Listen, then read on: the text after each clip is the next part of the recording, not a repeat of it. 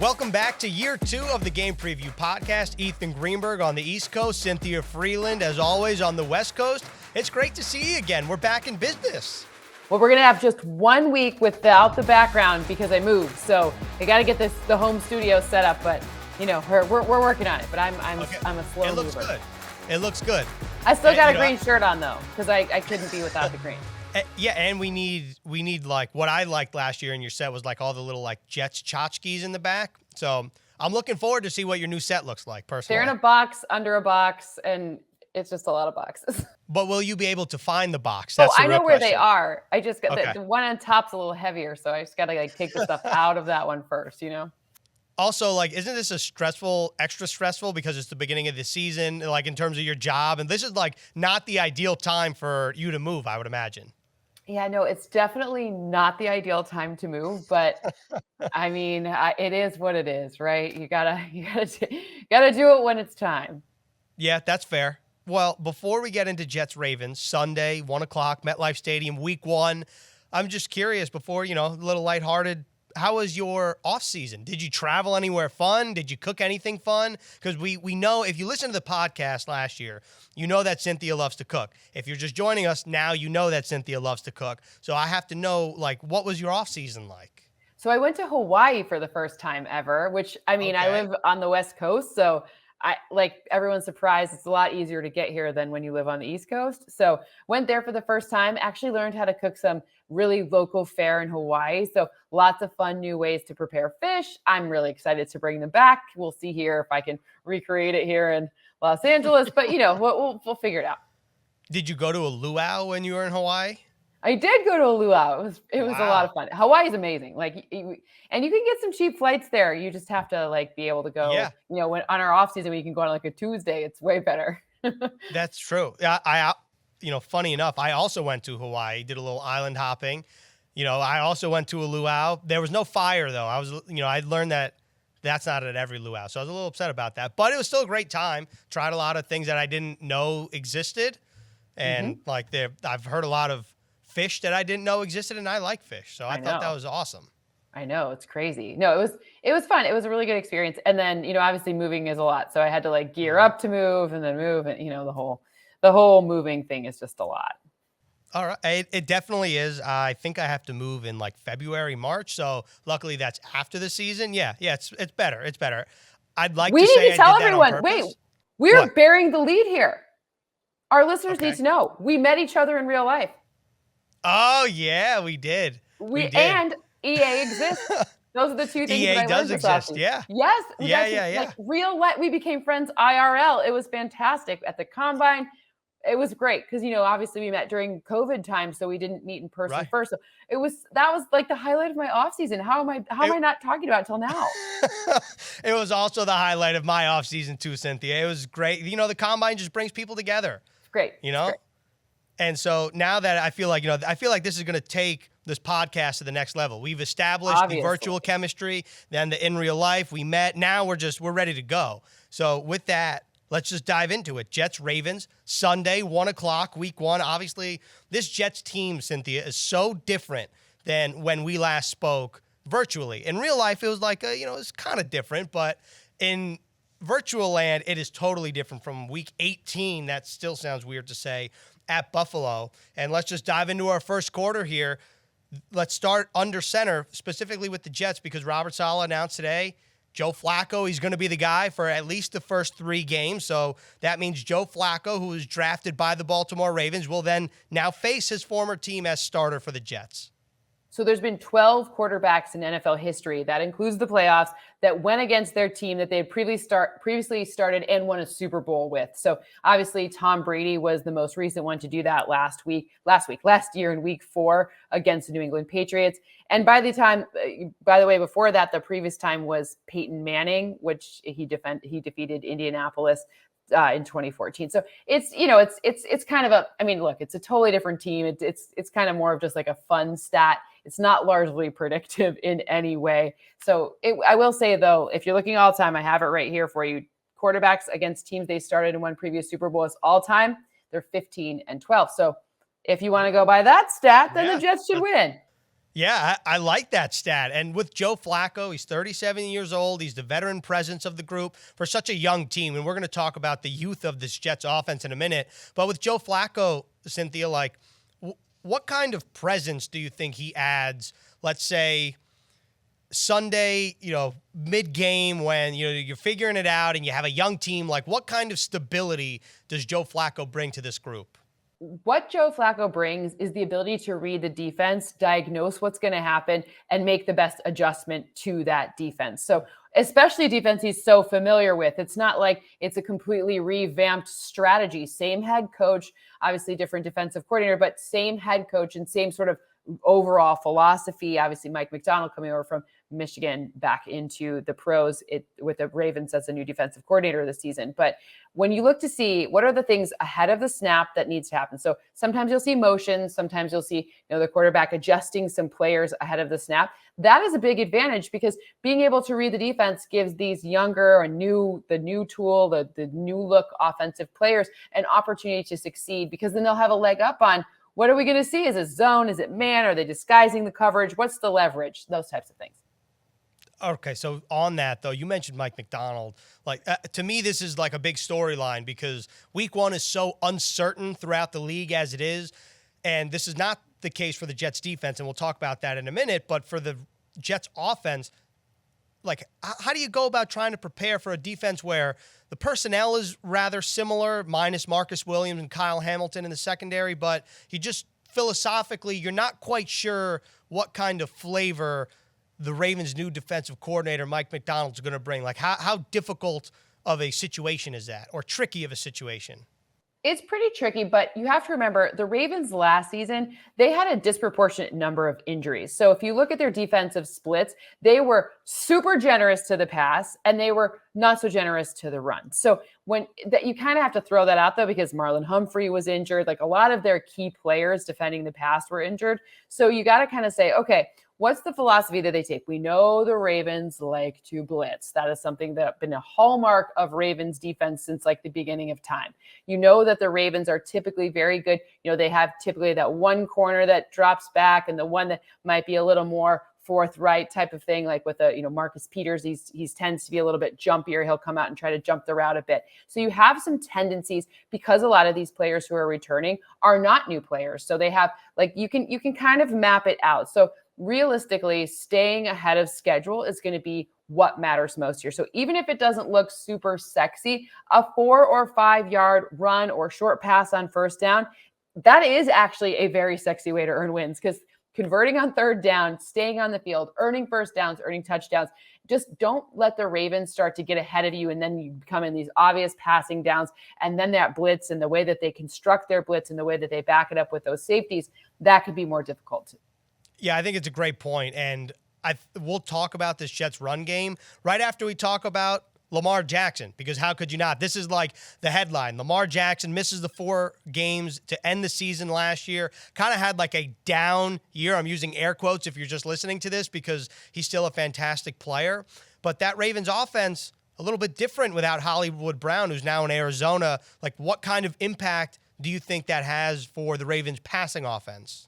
Yeah, the Ravens passing offense to me looks like a giant Mark Andrews. I mean, that's kind of what it was before, which obviously he's a tight end. So those aren't necessarily the deepest passes or the deepest routes. Taking the top off a defense, I mean, I feel like that's one of those football terms that people say too often, but spreading the field vertically is going to be something that I'm curious to see how it works out. I think that is a big question mark for that team. Obviously, Lamar Jackson himself, really wonderful, an escape threat, a big play rushing and passing threat on every down, but it seems a little bit less obvious who those passing receptions are going to go to. So when this was a little interesting. I think that defending the run is going to probably be the main focus, especially for the defensive front, especially for what the Jets like to do, what Robert Saleh has been very successful at doing. I'm curious to see how they'll construct this pass offense, but look for Mark Andrews to obviously still be a big problem.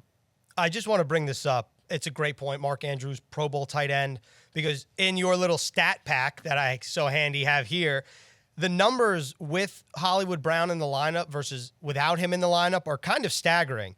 Lamar Jackson's completion percentage with Hollywood Brown, 65.8. Without, 55.8. Touchdown to interception ratio, 15 to 12, 1-to-1. His passer rating is 75 without Brown, 88.7 with Brown. What kind of impact do you think that will have, not only in this game without having Hollywood Brown, but really the course of the season? Like, is Devin Duvernay going to be Hollywood Brown, or you think it's just two totally separate guys? It's hard to maybe Hollywood Brown didn't, for fantasy managers, deliver to the place that people thought he might deliver. But the reality is his value is far more important to the team because he does draw coverages away, creating more space where the like Mark Andrews or those other passing levels are, which is why you see Lamar Jackson have such dramatic splits, because the other guys have more space. So the space is going to be completely changed without that guy that can draw those coverages and be the catch and run threat, the deep threat, the speed threat, the outside, the perimeter. Like it's going to be interesting to see like wide alignment versus slot, right? Lamar Jackson has some pretty distinct splits against when a guy lines up wide, what happens based on those routes versus a guy in the split in the slot. And when they're together, those become even more dramatic. So meaning the slot looks a lot worse without a good wide aligned guy. So the complementary factor of that is very important, and it's worth noting. I think we'll see it unfold in this game, and it's actually a really nice way. And I know we'll talk about some of the fun defensive players for the Jets, a little bit later in the show, but I'm confused to see how it works. The problem with Lamar Jackson is that he can still crush you for a 42-yard touchdown run kind of on any down. It could be like 3rd and 17, and somehow that happens for him. So it's just the way he is. Right. And one more point on Lamar Jackson. For, I think, obviously 2019 NFL MVP, 3,000 yards passing, 1,000 yards rushing, the only quarterback in NFL history to do that in a single season. And like I said earlier, and this is how we're going to wrap up the first quarter, I feel like most people think he had a down year, using air quotes again, because he was still very good for the Ravens. Just what kind of expectations do either you have in a projected stat line or just personally around Lamar Jackson in 2000? Oh yeah. Fire it out. Right here. We got it right here. Okay. So, So I think he has closer to 3,600 yards. Looks like 36, 37, somewhere between there. 28 passing touchdowns.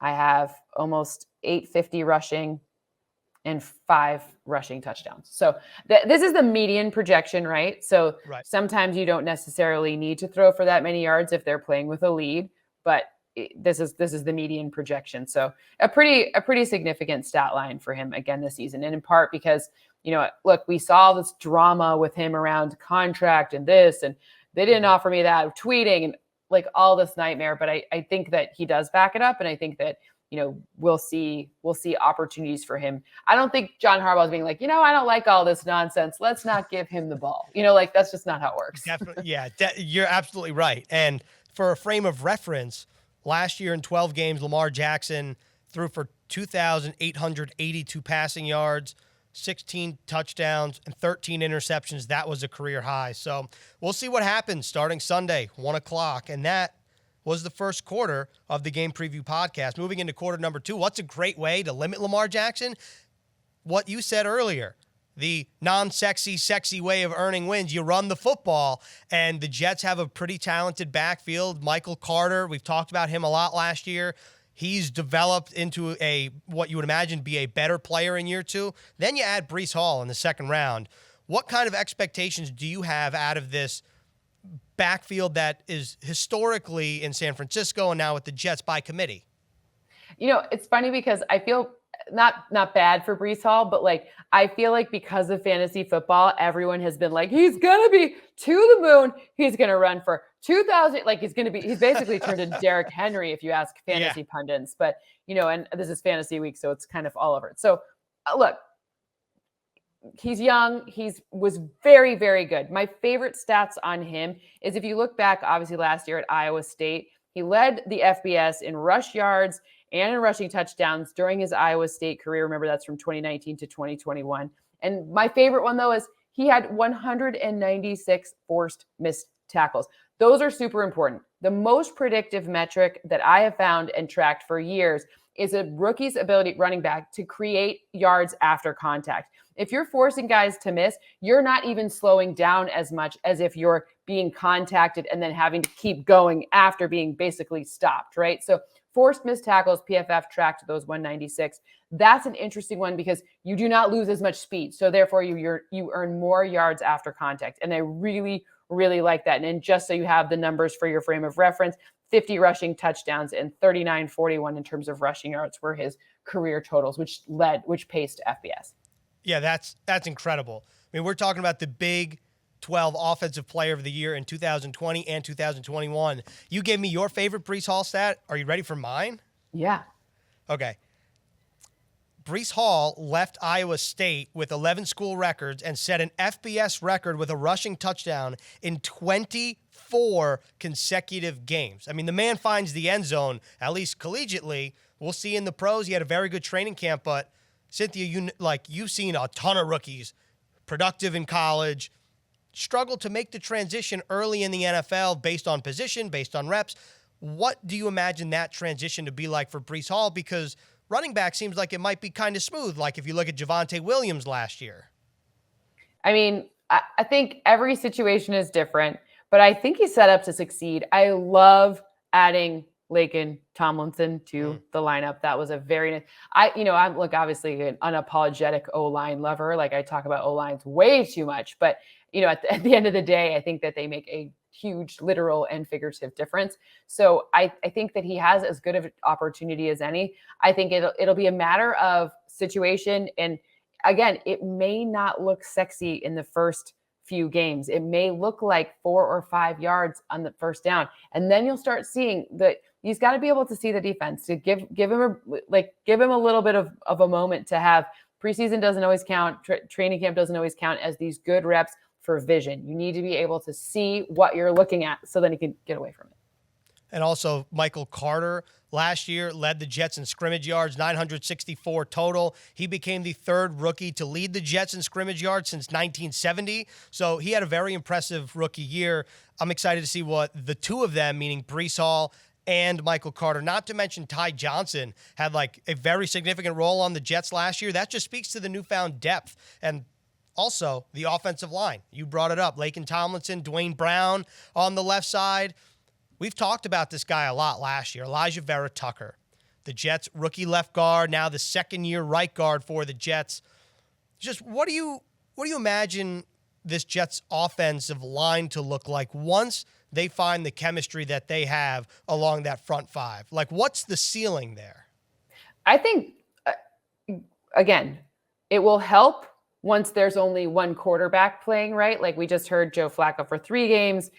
So a changing quarterback does affect the O-line. So let's and by the way, the start of the season is a doozy. AFC North, like that's a hard start to the season, especially when you look to see, Pittsburgh's got quite the defensive front that's coming at you. But I think once they establish that chemistry and once the same quarterback is playing, I think this is an O-line like that A gap is becoming, for a while, it was like only outside zone rushing. You have to run outside the tackles. That's what everyone's doing. Now people are starting to like really kind of come back into center because they're trying to kind of run away from the other interior defenders that are coming. So I think strategically having great guards is a really smart move. You also kind of have to take what the market gives you. And that was a great opportunity for Joe Douglas to get kind of the best fits for the market for the price. And this was a really epic offseason. Now, this is a tough start to the schedule, but because of moves like that O-line and this epic draft class, this Jets team is a much improved team over last season.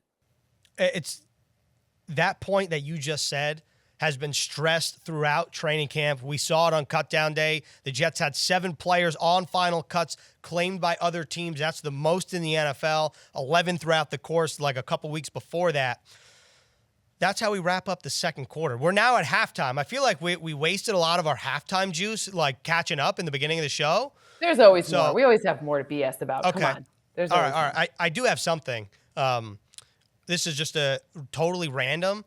We have pop chips in the facility recently, and I love pop chips. This could be a hot take, my favorite potato chip. Are they a potato chip if they're made of popcorn? Are they actually popcorn? You just blew my mind. I think they're made of popcorn. I'm pretty sure pop chips are actually popcorn. We have them in our facility too. So yeah, I'm pretty sure it's popcorn. Like it's like flattened out popcorn. Whoa. My brain is mush. Your pop chips. Popcorn? Can you send us some so that we can try? And I think we need to do a taste test to make sure. Yeah, pop chips. You hear me? That's a pro. I'm working with a pro. Cynthia trying to get pop chips on brand. I love it. What's your favorite potato chip? That is actually a really good question. I know this sounds crazy, but I've been eating those Siete tortilla chips a lot. They're okay. I do like those. Yeah, they're those really are good. Thin and they're awesome. And you can get the dip to chip ratio is really, really good on that. So you get all the guac. That's how I do it. Do you put jalapeno in your guac? Yes, mostly. Okay. It depends on if someone's got a good guac recipe and it doesn't have jalapenos, I'm not going to force it. Right?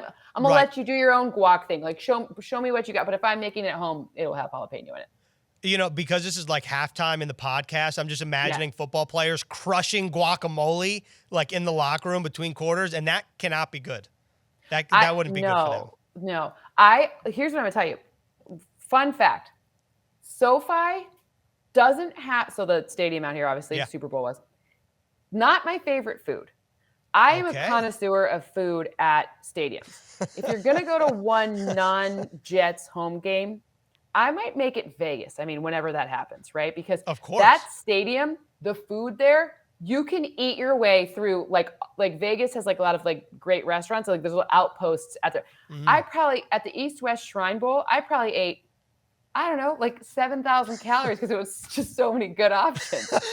Incredible. That's the away game you want to go to. That's the one. Okay. Save your money, whatever it is. That's the one. Okay. Vegas. Got it. That sounds, I'm excited when the Jets play Vegas for one, to see the stadium, two, for that. And the food, of course. I was surprised by the Houston Texans spread last year in Houston. It was really good. They had a lot of options, and I'm a big if you're working in the press box, you need some kind of finger food, like M&Ms or peanuts or something like that. If you don't have that, I'm a little upset because now I'm fork and knife, I'm chewing, I'm typing, I'm a wreck. You give me M&Ms and peanuts, I'm good for 4 hours, and I'll see you on the other side. That's how I feel. And I stand by that. I believe peanut M&Ms, I think, are the original protein bar. That's my hot take. Okay. The original protein that's bar. What I usually subsist on for the combine is peanut M&Ms because I don't trust a lot of the food there. Okay, that was a great halftime. You're right. We always have something good to talk about. So now let's move on to, I guess, really how you stop Lamar Jackson actually, right? We talked about, if you run the ball, you're able to run the ball, that's great. But you still have to defend Lamar Jackson when he's on the field. And the two premium positions, cornerback, pass rusher, the Jets drafted at both of those, Sauce Gardner, number 4 overall, Jermaine Johnson, number 26 overall, not to mention the re-addition of Carl Lawson, who's going to make his season debut, his Jets debut on Sunday. Let's start with the pass rush because you got to contain Lamar Jackson. We can start with the pass rush, but I have a question about Carl Lawson. Okay. Did anyone ask him? I haven't seen any presser on this one, but did anyone ask him if his mother was on a show about matchmakers? Whoa, no. I'm pretty sure. No. I think so. I my guilty pleasure is sometimes I watch Bravo, and I believe she was on a show about matchmakers. Okay. What is her name? Do you remember? Great question. I will Google it and find out for you. But I remember because I'm gonna be honest with you. Most of the time, I only watch it because I trade with my girlfriends. They must watch football with me, and I will watch terrible Bravo shows with them. So I only half paid attention, and then I'm pretty sure that she said her son was Carl Lawson. I rewound it a couple of times. Okay. All right. This is going to be an open locker room conversation when I go down there. I got to ask him now. We got to know. We got to know the answer. I got to Google this. We do. You'll tell me the name. I'll get the answer. This time next week, boom, it'll be on Spotify, YouTube, wherever you want to find your podcast.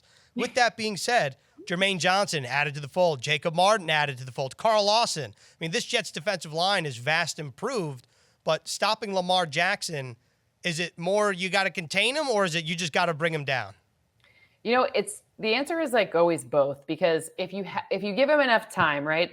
Extending plays is the Lamar Jackson way, right? And not the same way that like a Zach Wilson, except that Lamar Jackson's like, he's going to just run. Like he's like, this not there, going to run. So having those corners and the defensive backs really create like no opportunities for someone to be open for him to pass to, then you're going to force him to run. Well, then that happens. And then, it's all hands on deck from that defensive front to make sure that you contain him. So it's kind of both. They work together really importantly. Jermaine Johnson, obviously very talented player, transferred a couple times. What are your thoughts on him as a rookie with the green and white?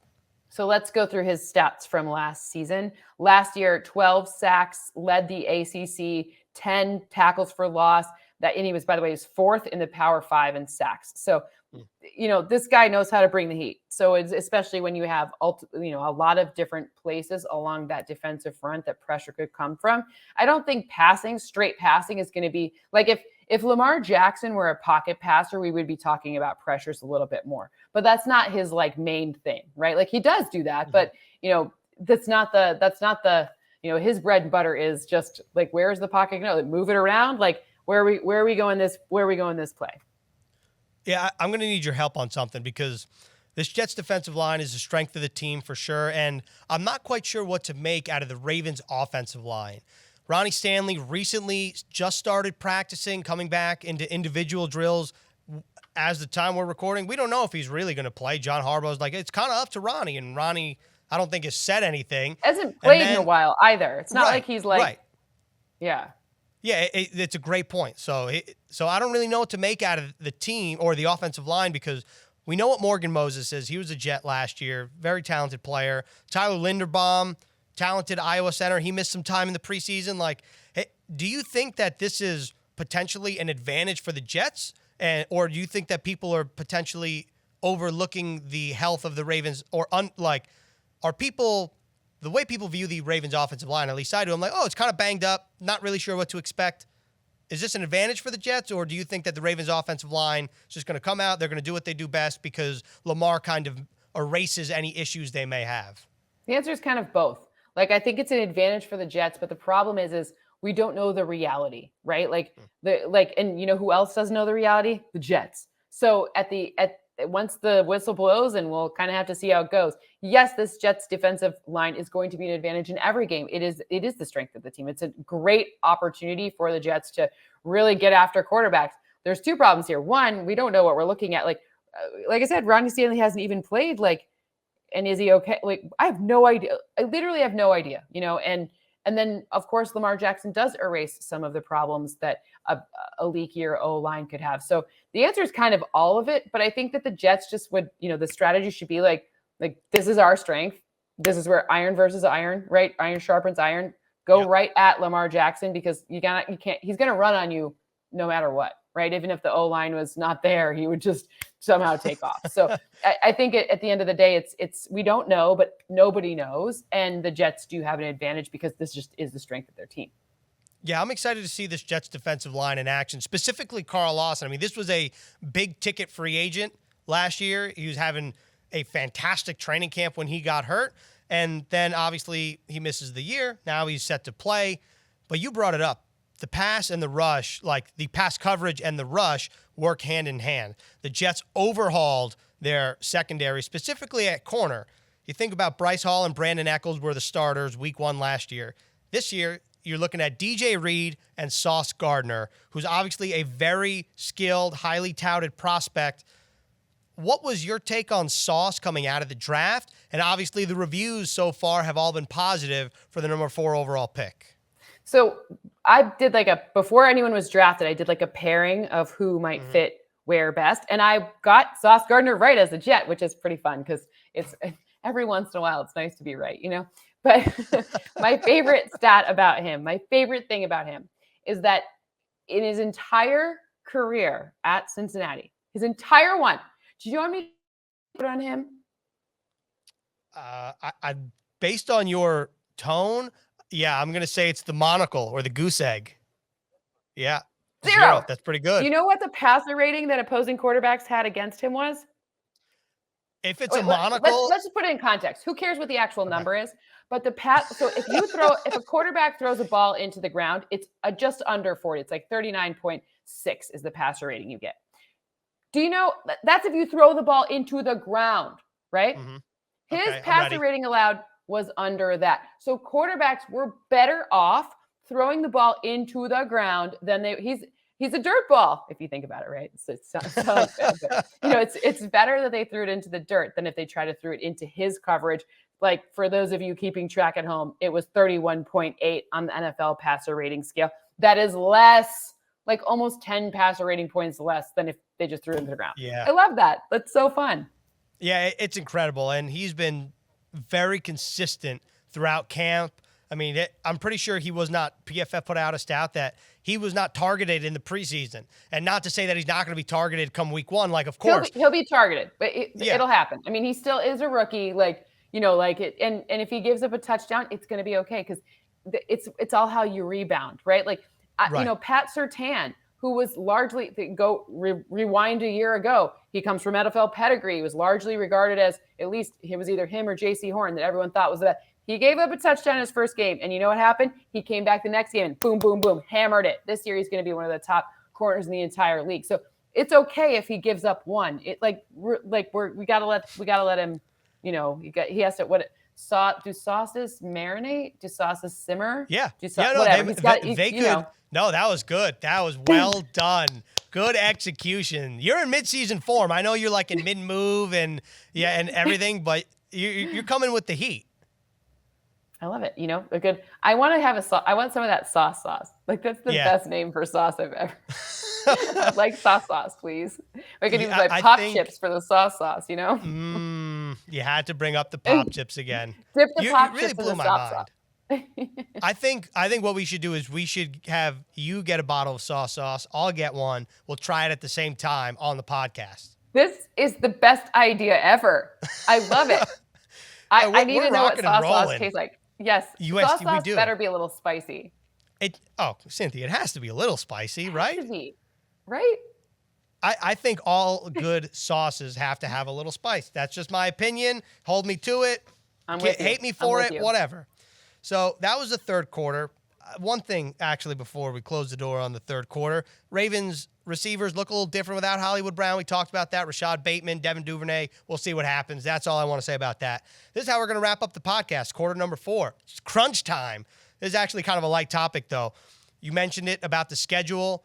The Jets' schedule really starts out difficult and then lightens up, and as of now, this is what we know. Joe Flacco going to see at least 3 games based on what Robert Saleh said. Zach Wilson could play against Pittsburgh at Pittsburgh week 4. Could be Joe Flacco. We don't know yet. But what is your overall thought on this Jets schedule the way it's laid out? Make it to the end. If you look at the 4-game stretch to end the season, based on last year's win percentage, by the way, it's Detroit, Jacksonville, Seattle, and Miami. Their win percentage was .331, so 33.1%, a third of their games. That's it. And I think it's fun to note, when I look at these teams, Seattle didn't get any better. They do not have Russell Wilson at their quarterback anymore.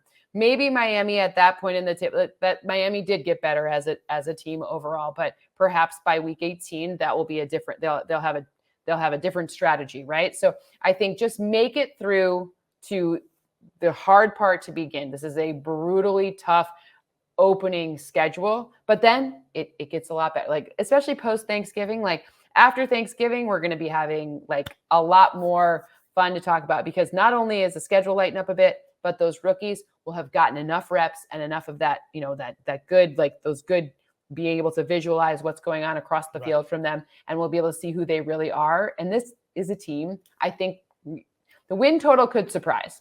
That's all I have to say about that. Mm-hmm. All right. Wow. Yeah. Cliffhanger. You got to come for episode 2. I love it. Obviously, every week you have to come, not just episode 2. Yeah, that's true. We got lots of episodes. That's true. But you hook them on 2, and then they're on from 2 for the rest.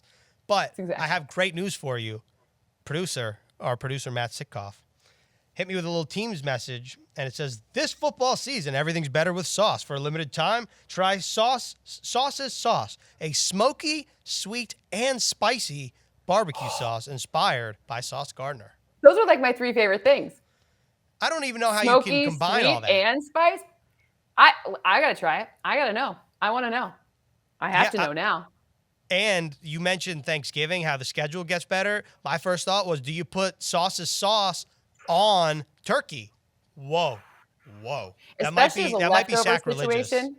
Yeah. No, as a leftover situation, you can totally do that. Oh, that's a great point. Like on a sandwich, like a sauce's sauce, leftover turkey sandwich? Exactly. I gotta More look importantly, in terms of sauce, when are you going to start wearing your grills? Like, like the diamonds in your teeth? Are you going to wear that next week? I heard that was a part of your move. I'm going to be honest with you. People ask me what my best feature is. And honestly, I think it's my teeth. So wow. I don't know if I would put a grill on them because I got to let these things shine on their own. Okay. Yeah, I feel like now I'm like trying to stare in the camera and look at your teeth. But you know what? That'll have to be for another time because we're out of time. And that's how we wrap up the first episode of the Game Preview Podcast. Like I said, we're back. Jets Ravens, week 1, Sunday, September 11th. And then, of course, we'll be back every week. Make sure to check us out on Spotify, Apple Music, NewYorkJets.com, wherever you want to find your favorite podcast. And just one more thing. Do you have any closing thoughts before we let the listeners go here? I think that I'm pretty excited. I want to try to make it to a game this season. So, I'm really going to try because now that the world has opened up, I haven't been out to New York. So I got to come see a game. Seems like I think one, you absolutely have to see a game. 2, then we can do the podcast in person potentially. 3, it'll be our second in real life meeting. So that sounds like a win-win-win to me. 3 wins, just like smoky, sweet, and spicy. Oh, that is the best way to end episode 1 of the podcast. Again, make sure to check us out. Spotify, YouTube, NewYorkJets.com, iHeartRadio app, Apple Music, wherever you want to find your podcast. East Coast, West Coast, whatever you want, we got it covered. Cynthia, we'll see you next week, and good luck with the move. Oh, can you come do it for me? Help.